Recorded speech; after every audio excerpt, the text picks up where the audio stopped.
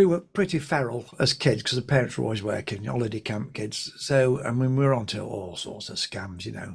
And we used to meet the luggage. Me and Rob used to look after the donkeys on the beach. We also used to crawl under the wire at Butlins holiday camp, which was next to us, to go and look at the shows there.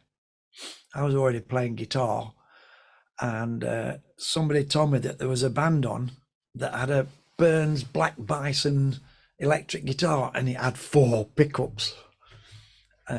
So we thought we've got to go and see that. So we crawled under the wire fencing and went to see it, and it turned out to be Rory Storm and the Hurricanes.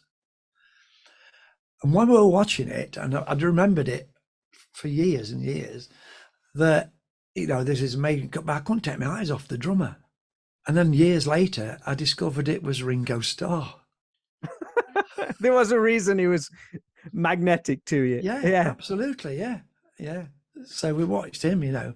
In fact, I found a video of him not long ago playing, and you can see, he just like, oh my God, it's like looking at him on stage, you know.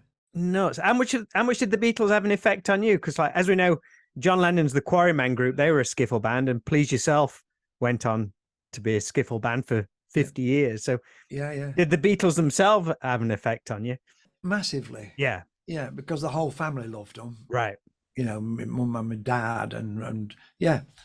I bought Love Me Do when it first came out. Me and Rob, a week after it was released, me and Rob were singing it down at the local pub, you know. Yeah. And absolutely loved it. And musically, it brought, you know, I was playing guitar by then, but up until then, I'd just be doing like, what's the name? Everly's. Yeah. I was just doing country Everly stuff. And suddenly I'm playing sixths and sevenths and doing modulations. As I didn't know then what I was doing, but I just, you know. And of course, then the music started coming out and I started working it out. In those days, you had to start and stop. We had a reel-to-reel tape recorder.